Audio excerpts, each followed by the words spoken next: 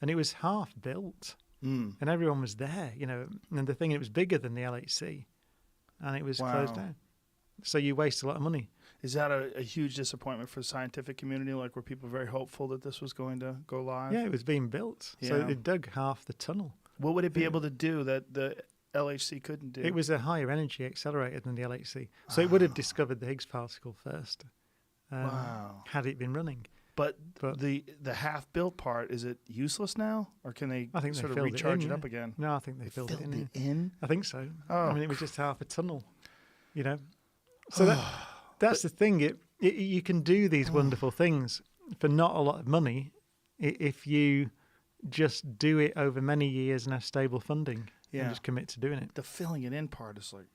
And you look at CERN as well, and people ask me now, I think the UK pays about $100 million a year.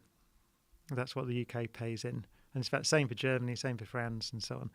And so people say, what do we get for that? I mean, first of all, it's not... The whole budget of CERN is about the same as the budget of a medium-sized university. So it's not a lot. It's about $1 billion a year or something, which is what a university has. So it's not a lot in the scheme of things. What's it done, though? Well, we invented the World Wide Web, as we've just said. A lot of the medical imaging technology that we use comes from CERN. It's pioneered the use of these very high field magnets, which is what it needed. So it's engineering at the edge. And engineering at the edge generates spin-offs and expertise to get used in other fields. So there's cancer treatment, so-called hadron beam therapy. So if you've got a brain tumour now, it's quite likely that you'll have one of these targeted particle beam therapies, which is like very highly targeted sort of chemotherapy. It's not chemotherapy, it's just radiation that you can target in a beam into your head and attack the tumour. And those are particle accelerators. So most particle accelerators today are in hospitals and in medicine. Wow. But they came from doing particle physics.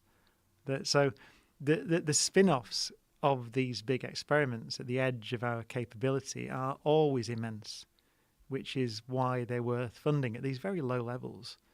But it's not just the knowledge, it's the engineering expertise. That there is a practical application for everyday life. There always is. It's just finding out how to do hard things is usually useful, is the moral. And it wasn't just the Higgs boson particle that you guys had discovered. What is quark gluon plasma? Yeah, so that's shortly after the billionth of a second after the Big Bang. So you end up with a soup of quarks and gluons. So quarks are the building blocks of protons and neutrons, and gluons are the things that stick them together. So a proton has 2 up quarks and a down quark, and a neutron has 2 down quarks and an up quark, and so on. So they're the constituents, the protons and neutrons, which are the constituents of our atomic nuclei. So if you go to very high temperatures or high energies, then the protons and neutrons fall to bits. Then you end up with a soup of quarks and gluons, and that's a quark-gluon plasma. And it's insanely dense, right? Yeah, well, very high energy. So you get that. So we've been exploring that because we don't only collide protons together, we can collide lead nuclei together or silver nuclei together at the LHC. And that's when you make these kind of soups of nuclear matter, if you like, very hot nuclear matter, to explore that physics, that nuclear physics. Wow. And I was reading something about the weight of that stuff, that like a sugar cube. Like what is the actual weight? Well, it depends how dense it is. So the thing I remember is the sugar cube of a neutron star material, which is, I don't know how many 100 million tons. I can't remember. It depends. But so I don't know with the quark-gluon plasma. I don't know what number you're. There was something. There was one of the things after the discovery they were talking about the massive weight of quark-gluon plasma and. Almost incomprehensible. Yeah. I don't know the number, but something crazy. Yeah. Now, once these, you got something? Oh, here it is. 40 billion. Oh my God! A cubic centimeter would weigh 40 billion tons. Oh. Good cool. Lord! I didn't know that. I know David. I know David actually. That's University so crazy. of Birmingham. Yeah. The densest matter created in the Big Bang machine. And what are they doing right now? It's closed for engineering and upgrades. Upgrades. Yeah. I mean, one thing we're trying to do is one of the things in particle physics is that you want as many collisions per second as you can generate. And we have a collision, we have what's called a bunch crossing at LHC.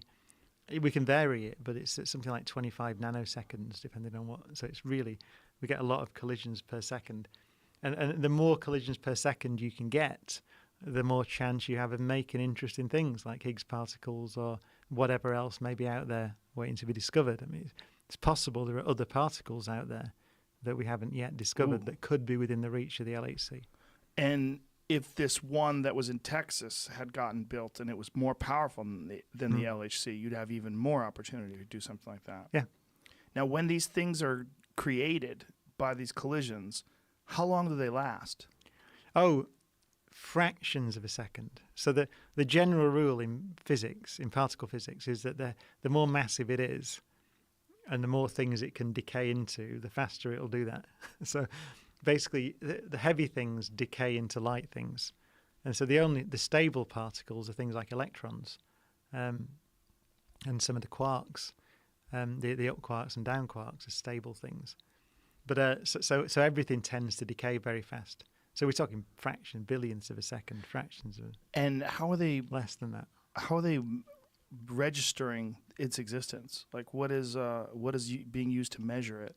So what you see if you collide, at the LHC we collide protons together, and protons have got loads of stuff in them, loads of gluons and the quarks. So you get a big mess first of all. So most of it's a load of particles just spraying out, which you're not interested in. But sometimes when let's say a couple of the gluons bang together, and they can make something interesting, like a top quark or a Higgs particle. What's a top quark? A top quark's are very heavy. There's 6 quarks. So there's up and down, charm and strange, bottom and top. Charm and strange? Yeah. So strange was literally in the, what was it, the 50s, when we discovered them. Someone said, that's really strange. So it's a new kind of particle. So we have 6 quarks. They're in 3 families. So the up and down are one family, and then the charm and strange are another family, and the top and bottom are the third family. And so for some reason, so the only particles we need to make up you and me are up quarks, down quarks, and electrons. But for some reason, there are 2 further copies of those, which are identical in every way except they're heavier. So there's the charm and the strange quark, and a heavy electron called a muon, and then there's the top and the bottom quark, and another heavy electron called a tau, and that's it. So there's this weird pattern that we don't understand. So it seems like you only needed the first family to build a universe, right? But for some reason, there are 2 copies. Now, and the heavy ones decay into the lighter ones is the point. So when you make them, they're not around very long.